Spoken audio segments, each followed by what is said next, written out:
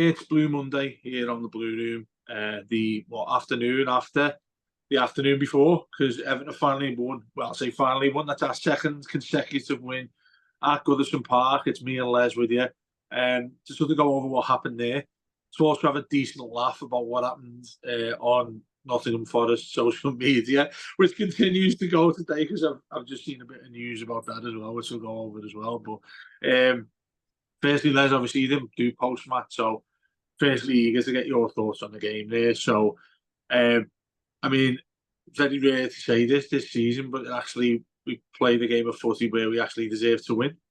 Yeah, it's the only sad thing about it. I mean, it was made up with the results. Obviously, feels a little bit too late for a European charge, doesn't it? Just a little bit too late. No, it was. I think, as you said on post match, it was a very routine win, and I think that's all we've been asking for, isn't it? Against Palace, who was struggling at the time when they came to Goodison, against Luton, who are on a good side.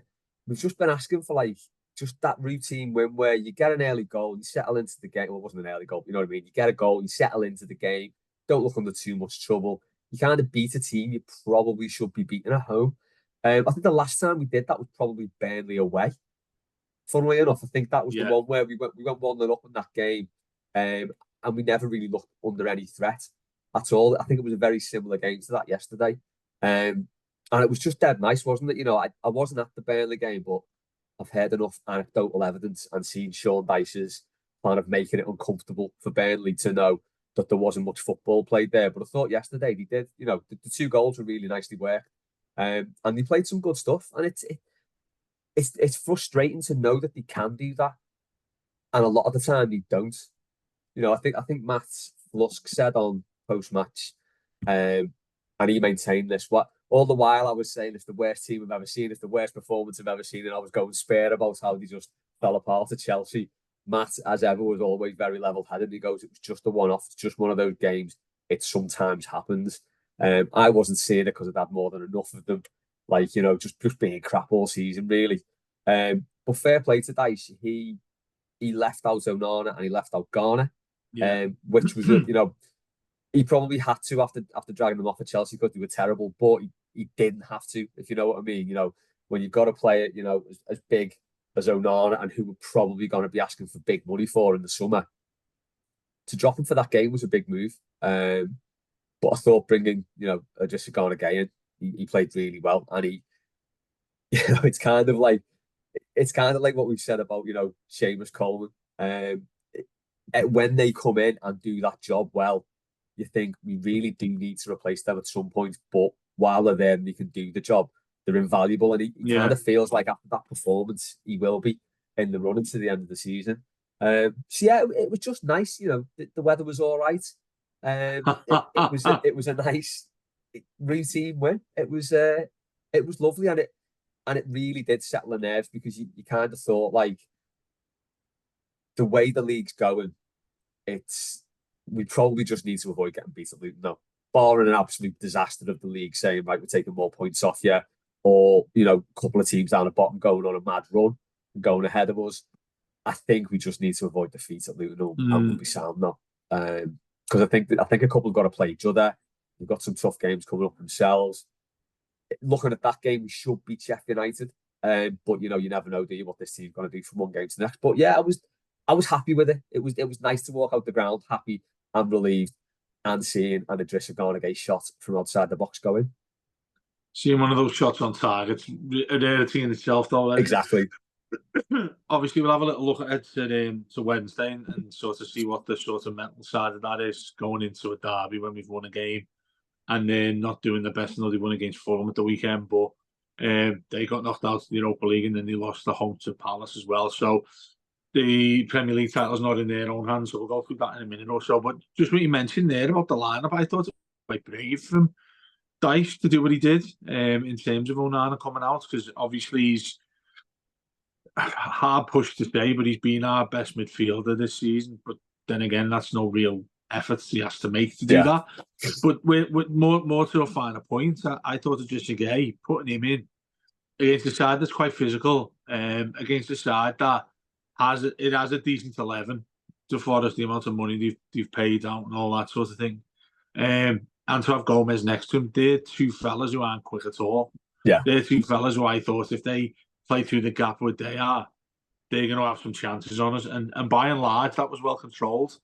I thought the experience of Idrissa Gueye, a really strange one this season, hasn't he? Because he's been injured a lot. He started a few games. He hasn't looked the same as he did in the year before we had him, after he went off to PSG.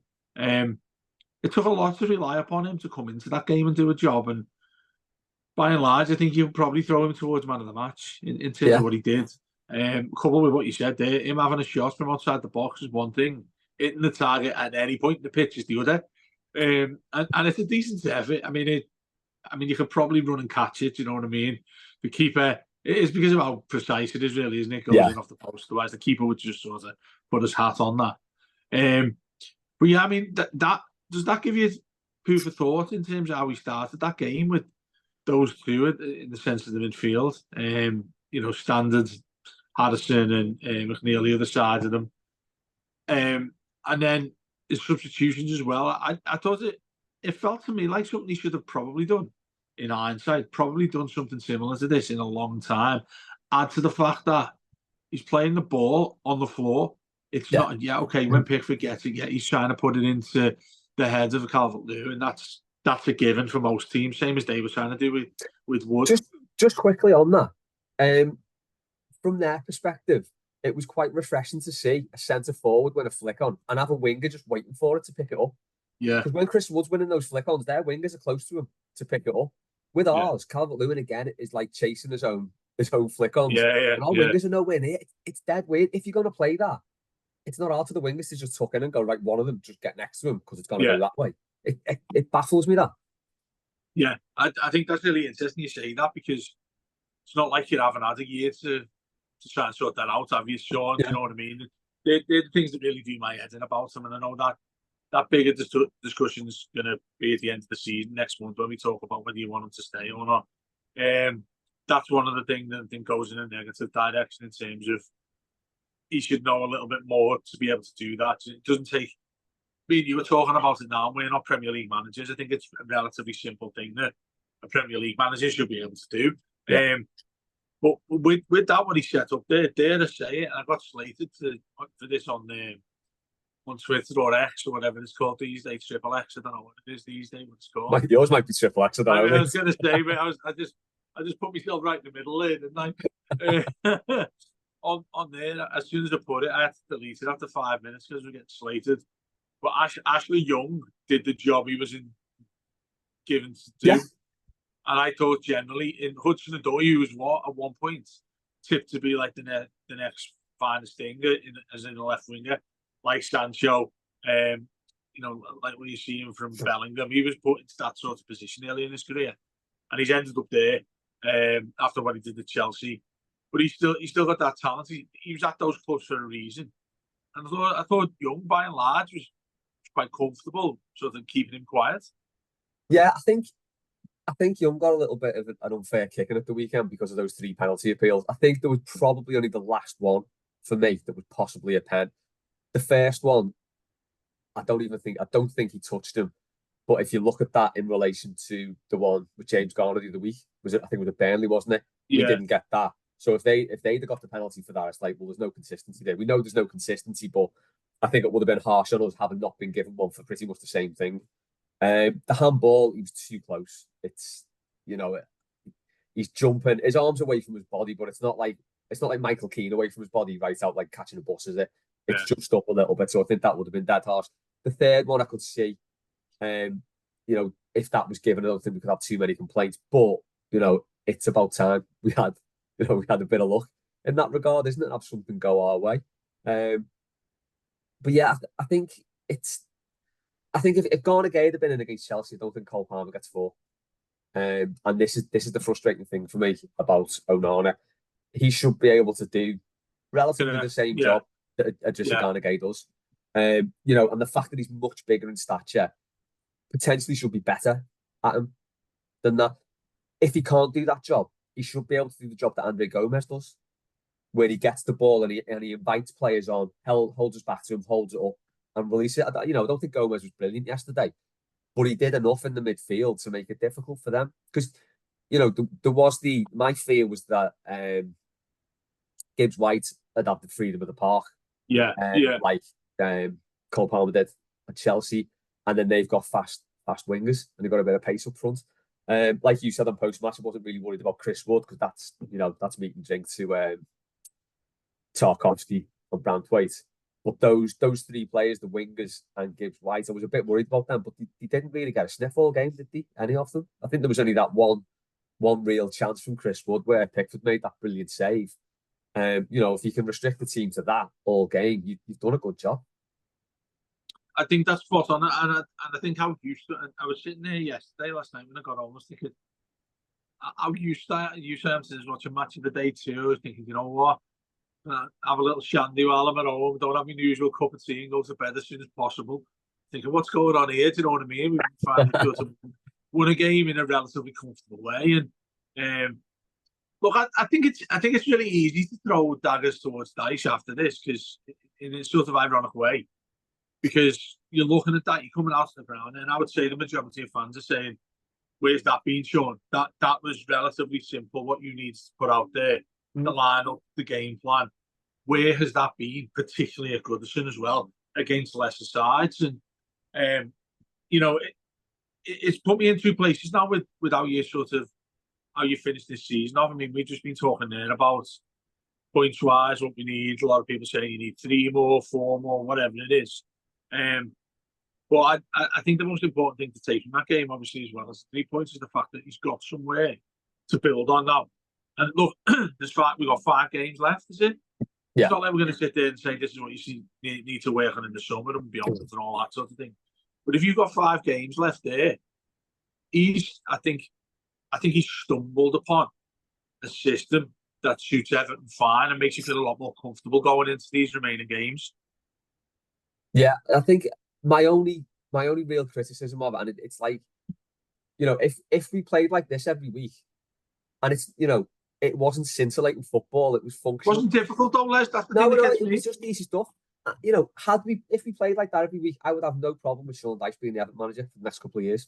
Yeah. Because it was an effective way of playing against the team. We probably should be beating at home, and we did.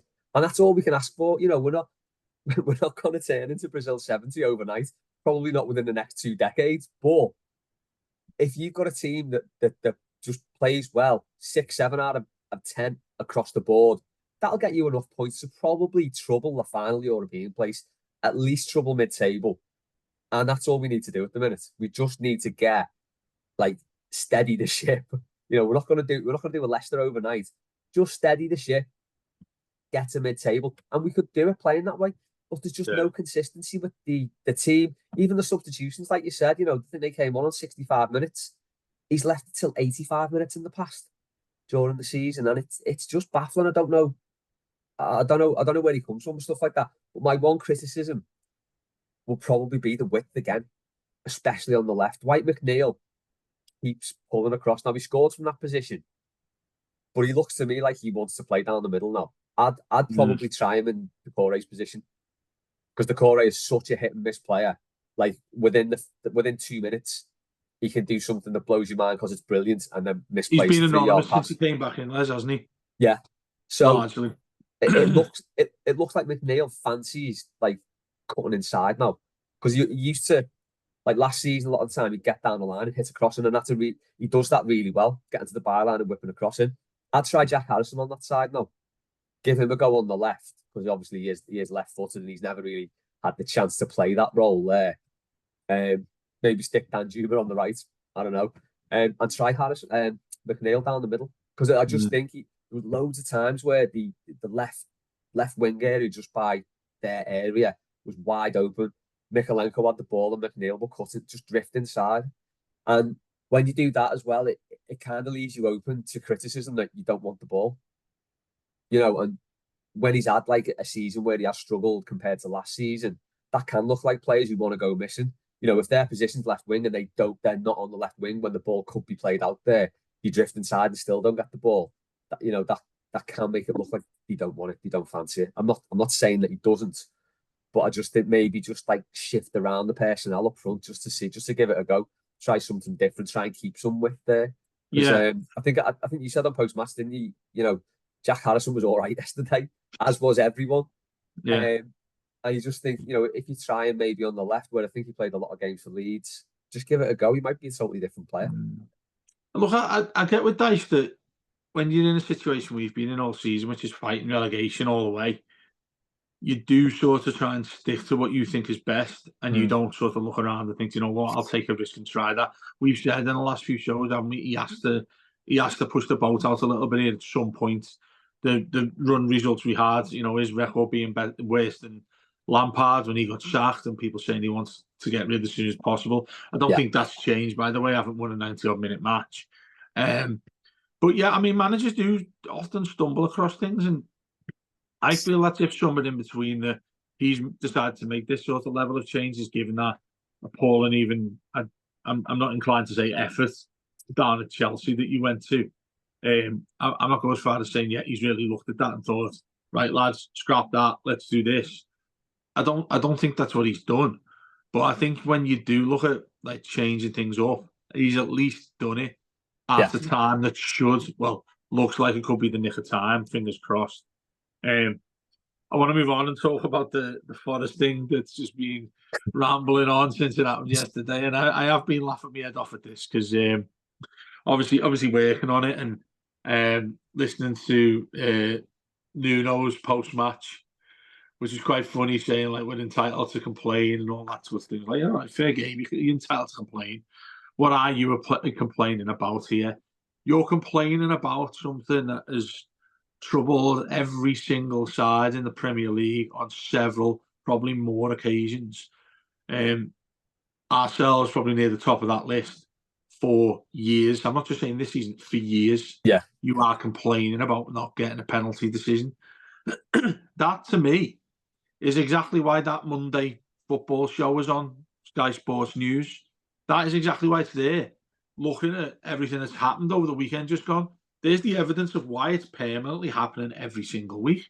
Yeah. Now, the issues they've got as well is this. I mean, this is where it did make me laugh a lot when they're talking about Atwell being a Luton fan in VAR, and I don't know if you've seen the news recently in the last hour or so, where the PGMOL have came out saying that Forest didn't even moan or make a complaint.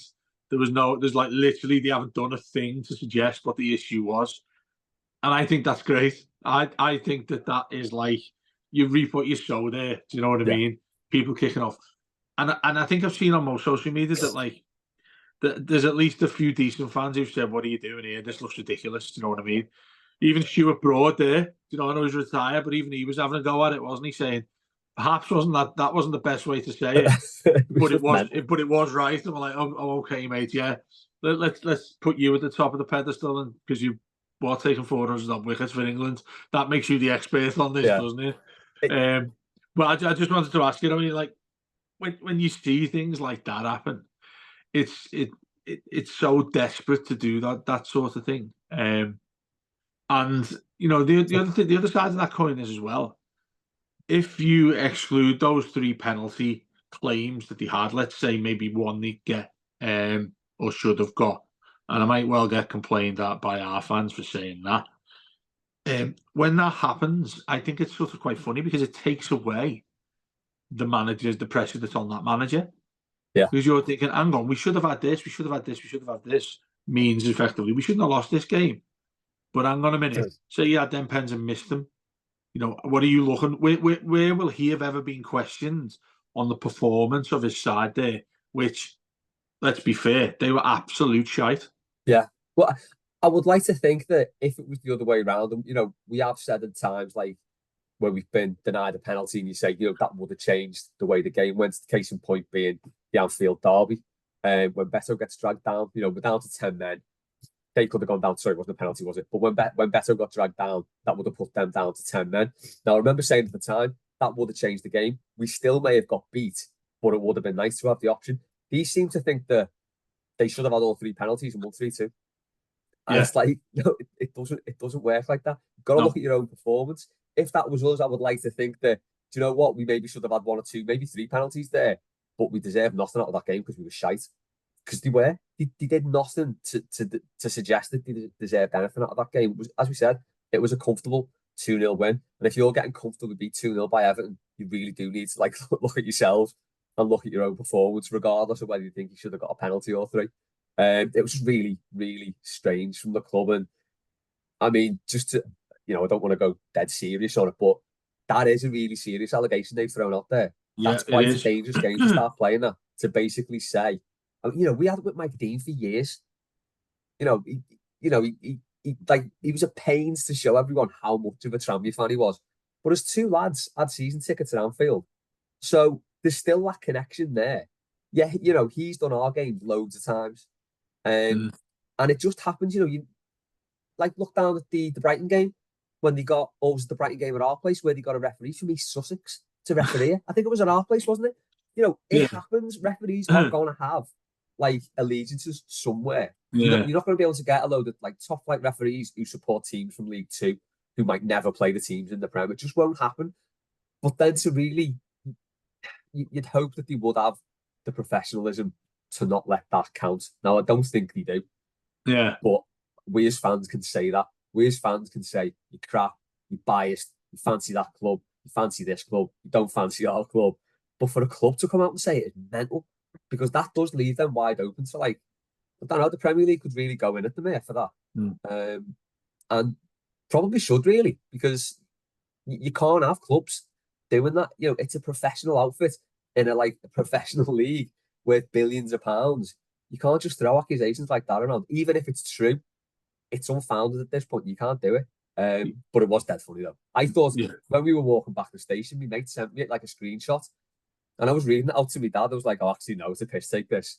I thought someone had just like made it up. And then as we get to the station, you start getting your phone signal back. I had to look on Forest account, and there it was. Like, Christ, it was true. Just mental.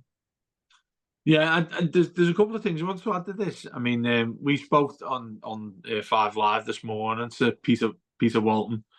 And any time you mention a referee, you're like, oh, him again. No one ever says in this life, I don't mind having him. Yeah.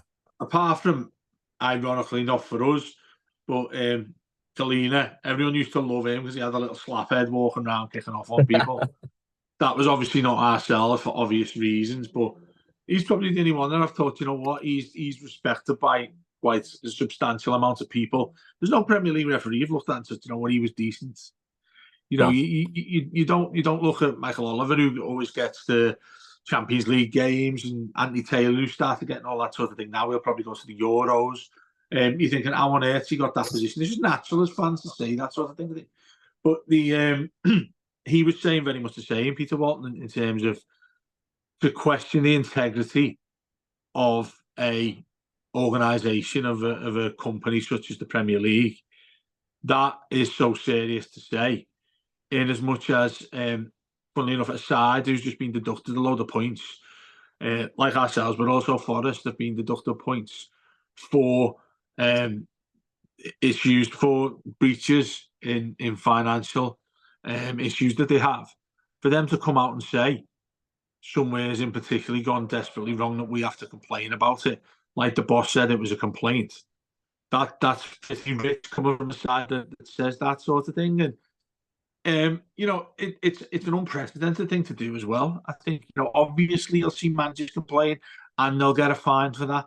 You see that, 10 a penny most seasons, don't you? Seen it happen with Gary O'Neill at Wolves. He's done it quite a lot in terms of complaining, but he get a fine, club gets a fine.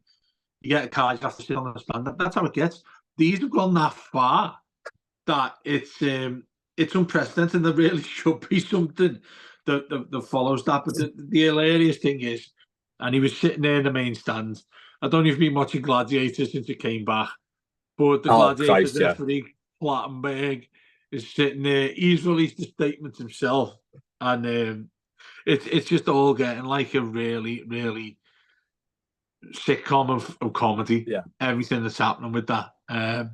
And it does make you wonder what's next for that sort of thing, because it'd be interesting to see if there is anything that follows to Forest.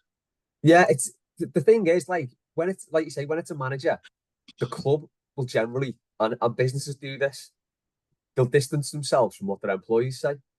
because it's like, the classic thing. You'll know working for the BBC, you probably should somewhere on your account maybe say, these views are my own. You see people put that views my own, not Exactly. my Yeah. employer. It's like Yeah. a legal thing.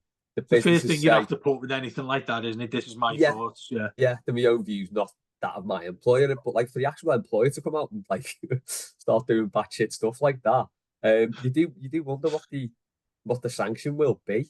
I mean, it could be a fine, but that's the last thing they need as well, isn't it?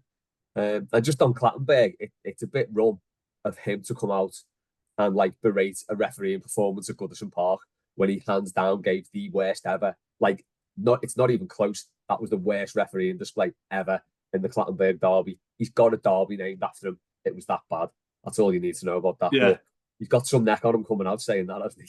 He must be on some sort of top dollar there, Wonder if he's part of why they've been deducted points, placed on a breach of financial integrity gone down the drain. Oh yeah, I wonder if like when he does like the Gladiator finals, I wonder if he'll get a tattoo with that on his arm as well. Have you seen? I know that's terrible, isn't it? And it's like he put on his referee thing. I don't want to bang on about gladiators on BBC, but it's quite funny that he's put the he's put the arms on them really, really further up to the top of his shoulder, just so you see it. So you can see his Euro tattoo on it. I mean, it's just the fact that Forest for that reason should probably go down alone, let alone complaining to PGMOL and then saying things are unfair and they should have had 3 penalties. It's bizarre, but it is funny. I mean, I know our club's all over the place, but I'd like to think they wouldn't go as far as doing anything like that. But you never know, do you? There's still 5 games left that we don't know about. That's a nice segue into how we're going to finish here and looking at what comes up on Wednesday. Yeah. Do we have to? Sorry, what? Do we have to talk about Wednesday? Yeah, we're going to have to talk about it. I'm glad it's only 2 days away because it means we don't have to do our normal week of loads of previews, weeklies, and all sorts of that. Just looking ahead to that game here. Yeah. But more seriously, I mean, does that performance yesterday coincide with what's coming up on Wednesdays? You look at that and think, do you know what? I feel a little bit more optimistic of what we can do against these because personally speaking, I've completely written this game off. And I've got loads of Reds mates, as we all know, are going to say, oh, you're crying it in. But genuinely, I haven't included that game on a list of where we're going to get some points or hope to get the points we need to stay in the Premier League. No, I mean, as they've had a bad run of results. Yeah. There was no way they were getting beat at Fulham. I mean, I didn't think they'd get beat by Palace. I don't think anyone did because you think they're not going to lose 2 games on the spin. Yeah. And when it came to yesterday, they're definitely not going to lose 3 games on the spin. I'm not hopeful of anything from that game. And I think it's come at a really, really bad time as well, being like in between the 2 other home games that we've got where we look at them and think, well, yeah, we could potentially get 6 points here. You can't I hate to go into expected wins and expected losses, but if you think that's like, you look at that Liverpool game and think, yeah, we should win that, you feel you're deluding yourself because there's absolutely nothing to suggest that we should because we don't get results against teams like that very rarely. Probably Arsenal every now and then, but Chelsea at home, Arsenal at home, occasionally United. Never against them, never against City anymore. Rarely against Spurs. We just don't compete at that level. No. This team, and particularly given the way they've been for the vast majority of this season, there's nothing to suggest that they'll do anything but get beat. You can say Liverpool been fine and blanks. Mo Salah's looked terrible since he came back. Darwin Núñez has got like his sort of strike record is like the worst in the division, I think, isn't it? The fact that the good chances he's had and the chances he's scored. But you always two fellas who are going to sort that out against us, you mean? Well, this is it, isn't it? It's the time for Everton meme, isn't it? If you've got players who are on a bad run of form, there you go. Here's the toffees. We'll put it right for you. Yeah. And we've just been so hapless against them in the past. Games we should have got points from, we don't because we implode in some weird way. Whether it's giving a penalty away at Anfield when we're winning 2-1, I think it was Tim Howard, wasn't it? The Mane one where it hits the post and then basically the bounce off the post defies like physics and rolls straight to Mane for a tap in. Yeah. The Pickford one, obviously at Anfield. To have your main like City rivals as your bogey team is bad enough. But to be as hapless as we are in that game just makes it kind of excruciating. And I've not got any confidence going into it. I'm not going to lie.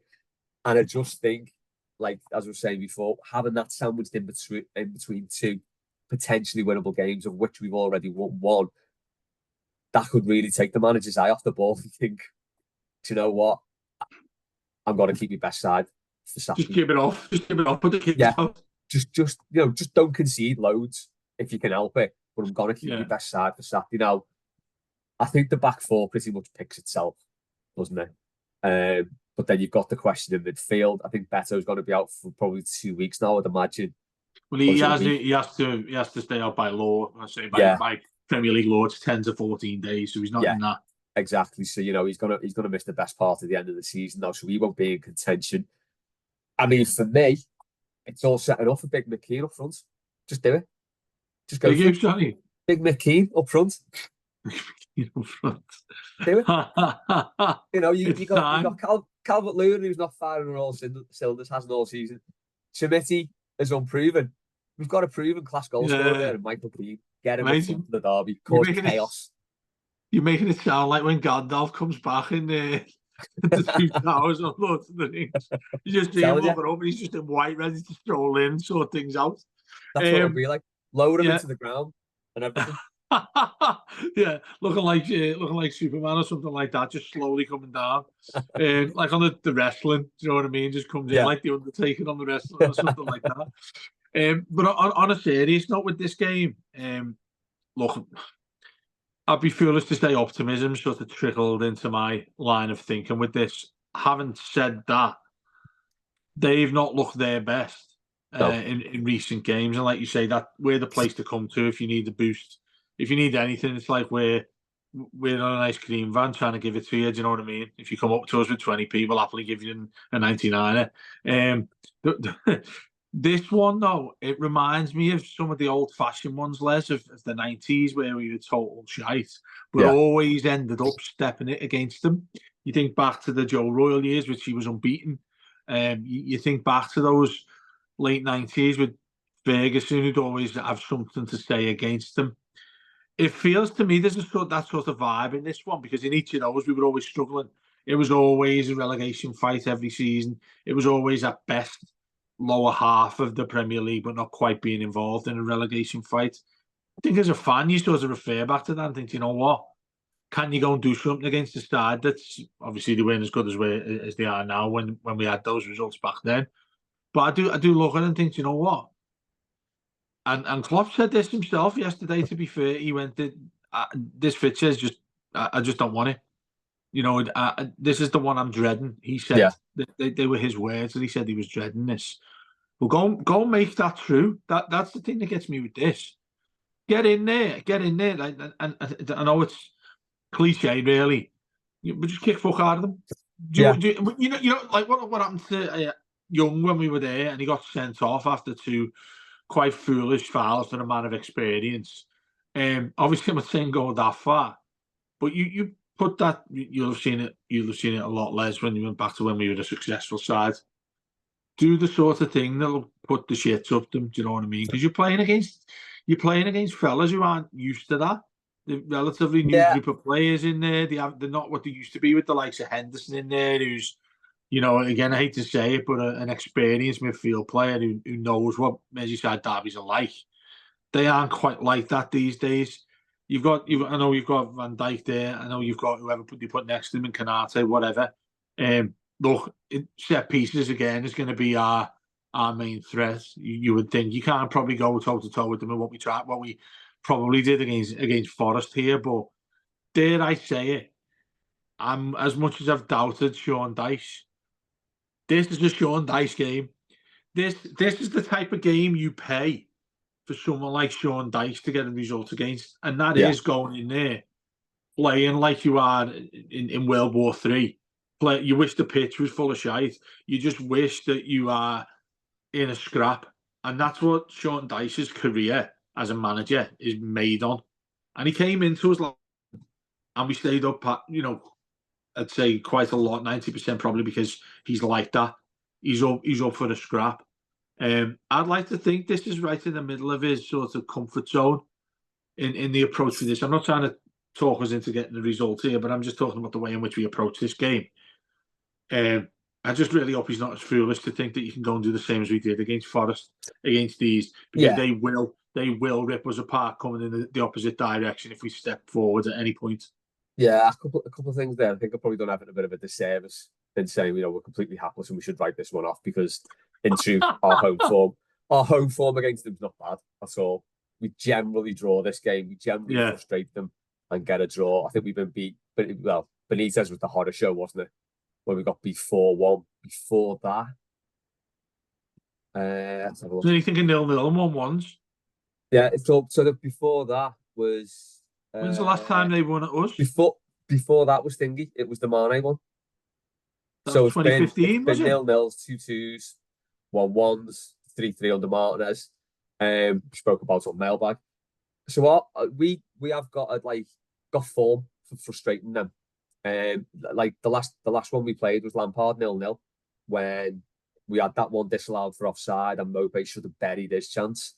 And I think they were in much better shape that season than they are at this point in this season. So yeah, it's on the manager. He can't be naive. He can't do what he did against Chelsea. And he can't play like he did against Forest. He's got to come up with a plan. As I said, my only worry is that he could look at this one and potentially write it off in favour of keeping players back for Brentford. But, at this stage of the season, the position we're in, there's no reason why you can't play what you see as your best squad, but best team in every game. There's 5 games left? Was it 4 now? 5 in it. 5 for us, yeah. 4 for everyone else, 5 for us, yeah. There's no reason why you can't just play your best team. There's no point, a player could come in, you could rest them on Wednesday, you could come in and get into the first 2 minutes on Saturday. You just don't know how it's going to go. So I'd just say play your best team for every game you can. And, hopefully he has got a plan to frustrate them, because as sad as it is, that's our best chance of getting any sort of result, isn't it? Just frustrate them and, nick a goal on the counter, nick a goal from a set piece. And yeah, it's, we shouldn't be too despondent going into this one, because it's, I don't know, we're so used to getting beaten it. If we get beaten, it'll be like, okay, we've been beaten the derby again. It'll hurt, but it's like, it's another derby defeat. It happens all the time. But I think we've probably got enough, and a lot will be on the crowd. It was like the ground looked brilliant before kickoff against Forest. The atmosphere was decent as well, especially when we scored. Again, it goes down to that thing of, I think the team need to get us going for this one. I mean, obviously the atmosphere first 5 will be sound. There'll be loads of to and fro from both sets of fans. The Everton fans will be well up for it. I think the team needs to start like that as well. Needs to start positively. Not saying go all out attack. Try and get a shot off first 5 minutes. Couple of crunching tackles first 5 minutes. Really set the tone for the game, and then settle into whatever game plan you've got. But yeah, if we lose it, it's not the end of the world. It's a pain in the arse because it's them, and it helps. It keeps them in the title race. It's another defeat for us, but just go and try and nick a draw, nick a win. Fuck it. Let's go into this with some confidence. I'll talk myself round. There we go. No, I think that's right. What do you reckon on it? Like going into it? No, I think what you said there is mostly what I agree with. Sort of talking it into me mind that it's going to be a free hit. And look, any Reds that listen to this or watch this are going to be saying, "Oh, they're just going to say that like because they're a gang of shitbags," and because they'd hate to say that it's true what we're saying, because they want to big this up as if to say Everton are expecting to win this. Everton think they're going to beat us. Yeah. That's what they want. But it's the genuine truth that we're like, do you know what? I'd bite your hand off for a point here. But I go back to saying it, and it might sound quite remarkable to anybody who's not a Blue, but it does feel to me like a bit of a free hit, this. And I'm not talking about throwing a load of kids on like I joked about before. I'm talking about if you get a result, just purely the result. If Everton don't lose this, that's a massive, massive point for us when you look at that bottom 4 or 5 down there. And that's the priority for us, you know what I mean? It's hard to take the context out of this, Les, because it's a derby and it's, the old cliches, out the window and all that sort of stuff that comes out with it. But I do feel, like I said, that it's got a touch of what it used to be like back in the day. But then, I don't think we've approached one where we felt like there's a little bit more freedom there. By all means, if you go into it and Dice starts trying to play 4-3-3 and we all step up to the halfway line and get Salah scoring about 5 or 6, we'll all want him sacked about 2 hours after the game. I'm not saying go that far, but I'm saying, the thing that interested me as well against Fulham, they left effectively their two best forwards, certainly Salah, but also Nunes. They started with them two on the bench. They did that for a reason, and I think he hints at that. He might even say it at full time, saying this is not the game that I want to go away at Goodison because it means so much for both sides and all that. It's not often you get that from him. And I do think that they're dreading this. I've spoke to loads of Reds who've said it, and again, the psychological thing that comes with it with various fans. Many of them have said, like, do you know what? This is where Everton throw our season here. It's this last derby as well, isn't it? Well, they're going to say, if Everton win or draw, they're going to say their title season's over. Yeah. And then they were going for a quadruple, and he ended up with one of the worst 4 trophies. Yeah. I mean, that'd be lovely. I mean, that would be. If you go and get 3 against them, mate, I think that's just pretty much there, and that carrot is dangled there. So it's something that I question more than anything else. It makes me sort of scratch my neck a little bit, scratch my head a little bit, and think, is this the type of thing where everything falls in line and you think we're not expecting much here, but we actually go and do it? I'm one for superstition, but we're probably going to get beat 4-0. No, do you know what? It's like, even though, like, the way you started off saying about this game, like, we'll get beat, it's impossible not to get, as the game approaches, start getting a little bit optimistic. We've not beaten for 15 years, and it's 2010, wasn't it? Last time we won. Yeah, last time we beat Goodison.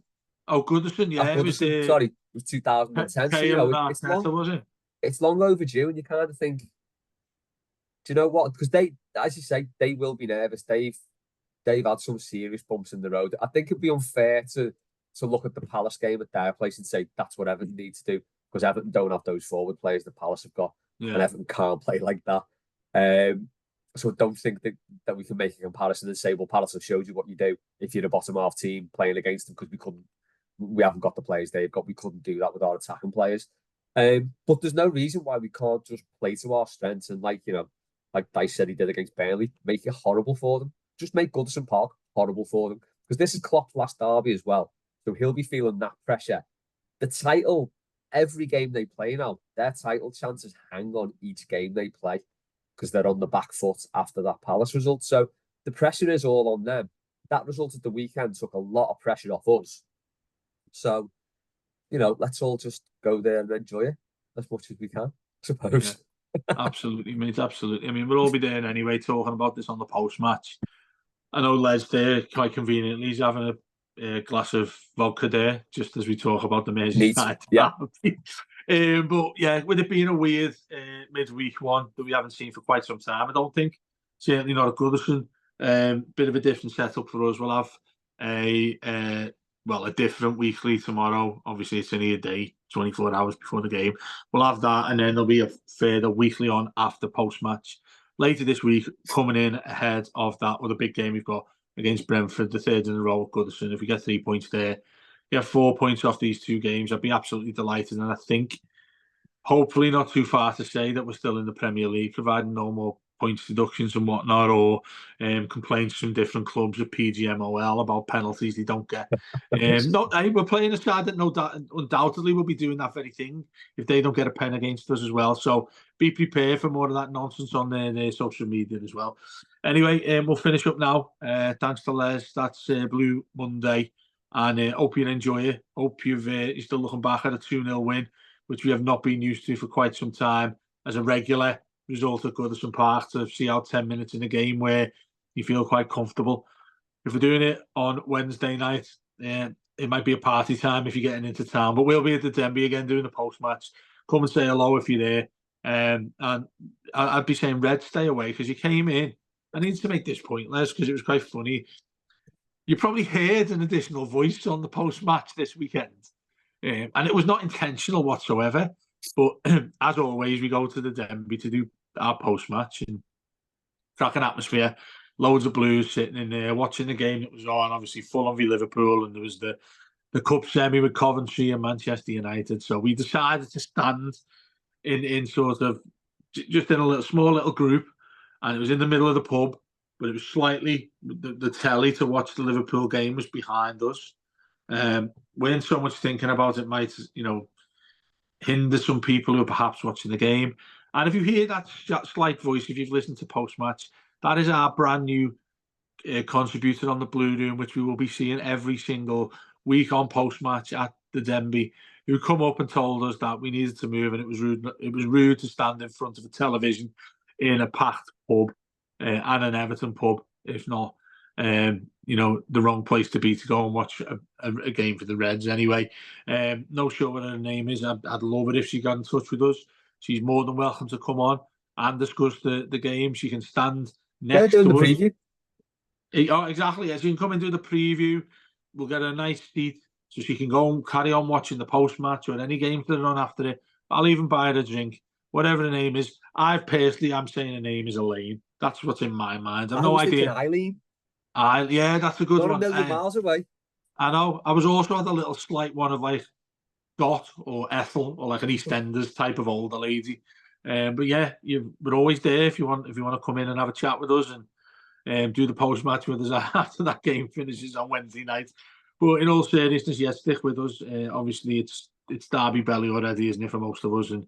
And we'll be here with post match. Like I say, there'll be a brief weekly beforehand and a preview as well for what goes on Wednesday night. But thanks for sticking with us. We'll be back for more and up the toffees.